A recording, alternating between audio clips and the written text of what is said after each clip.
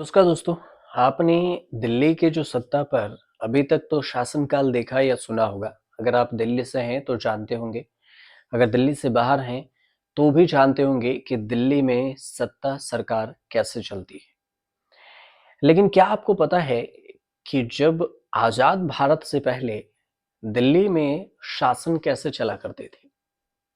हिंदुस्तान पर करीब करीब 300 सालों तक शासन करने वाले जो मुगल हैं, मुगलों ने एक ऐसा साम्राज्य खड़ा किया जो न केवल राजनीतिक रूप से बेहतरीन था, बल्कि एक सुदृढ़ प्रशासन व्यवस्था भी तैयार की, जिसका कामकाज आसानी से होता था और सत्ता की जो केंद्रीकरण से लेकर आर्थिक और सांस्कृतिक विकास के लिए मुगलों ने गंभीरता के साथ प्रशासन पर भी ध्यान दिया। तो आपको ये बताते हैं कि आखिर कैसा था मुगलों के सरकार का सिस्टम और प्रशासनिक व्यवस्था, क्योंकि अभी के शासनकाल से तो आप सब रूबरू होंगे। मुगलों का जो पूरा साम्राज्य है वो सूबों में बटा हुआ था। इसके बाद सरकार परगन्ना और ग्राम, जिसे गांव कहा जाता है, इसमें बटा था।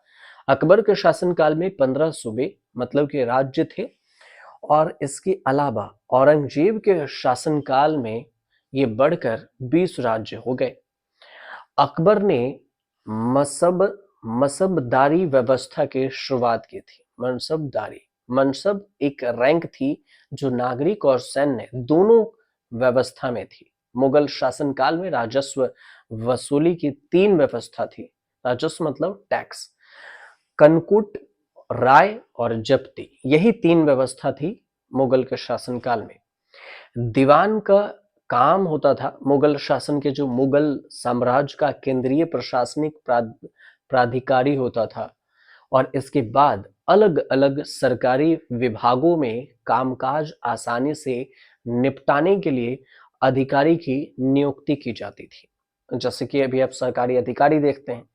केंद्रीय सत्ता में 4 प्रमुख अफसर हुआ करते थे और 4 मुख्य विभाग हुआ करते थे, और इन अफसरों को दीवान, मीर, बख्शी और इसके अलावा मीर समन और सद्र कहा जाता था।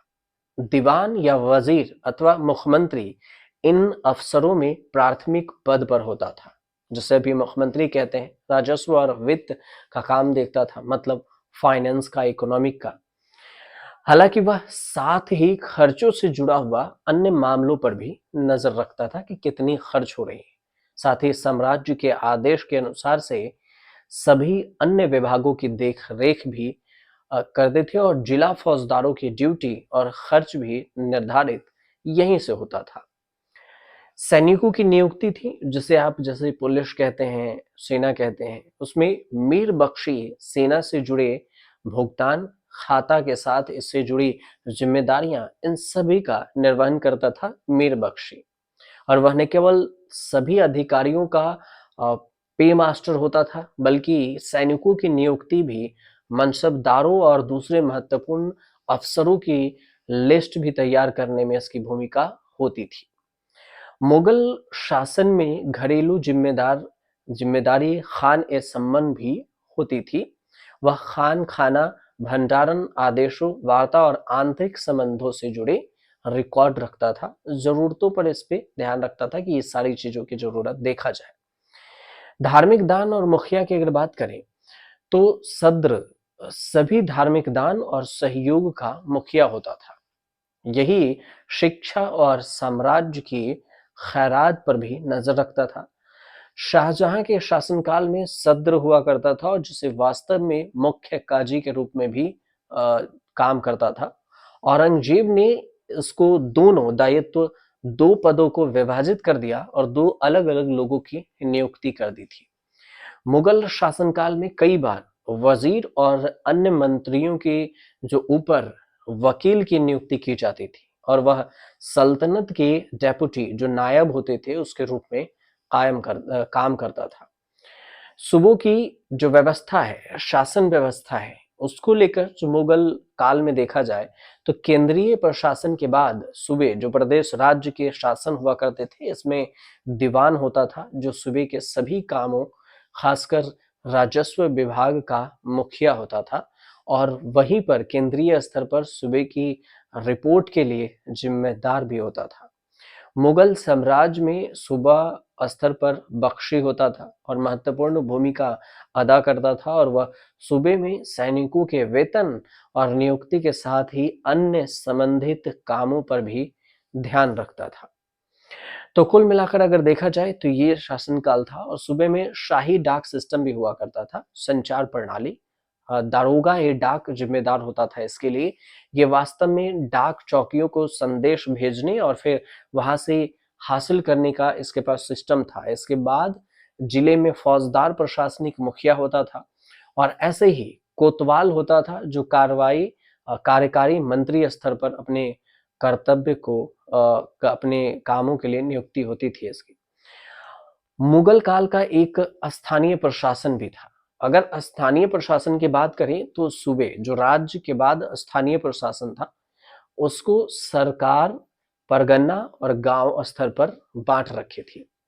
सरकार के स्तर पर फौजदार था, मालगुजार दो सबसे अहम पद हुआ करते थे सरकारी के स्तर पर। प्रशासनिक प्रमुख फौजदार हुआ करता था, और वहीं पर आम लोगों के जीवन और संपत्ति की सुरक्षा का जिम्मेदार भी इसी के पास होता था। अगर इसके अलावा बात करें तो मालगुजार के कंधों पर ही राजस्व की वसूली होती थी, और इसके बाद सरकार के निचले स्तर पर होता था परगना। परगना काम करता था, और इसमें शिक्कदार होता था, आलमगुजार कार्यकारी अधिकारी हुआ करते थे। मुगल प्रशासन में सबसे नीचे के जो प्रशासनिक इकाई वो गांव होती थी। इसके प्रशासन में गांव का मुखिया जिसे मुकद्दम कहा होता था, और वहीं पर पटवारी के कंधों पर गांव के राजस्व रिकॉर्ड हुआ करती थी। जो अभी आप खाता खेसरा जमीन की निकालते हैं और पटवारी कहते हैं रिकॉर्ड देता होगा, ये गांव के सबसे छोटे लेवल के अधिकारी होते थे। इनके पास ही गांव के पूरे हिसाब किताब हुआ करती थी। तो कुछ ऐसे थे मुगल काल के शासनकाल, जिसे हमने जब दिल्ली के सत्ता में शासन बदली है, विधानसभा चुनाव हुए यहाँ पर बदले, तो हमने सोचा कि आपको मुगल काल के शासनकाल के बारे में बताई जाए, क्योंकि उस समय के शासनकाल से अभी के शासनकाल के इतने अंतर हैं। या तो आप मुगल के हमने बता दिया, तो वर्तमान के आप समझ ही रहे होंगे कि कैसे चल रहा है। आपको जानकारी अगर अच्छी लगी हो तो चैनल को सब्सक्राइब कीजिए, शेयर कीजिए और कमेंट कीजिए।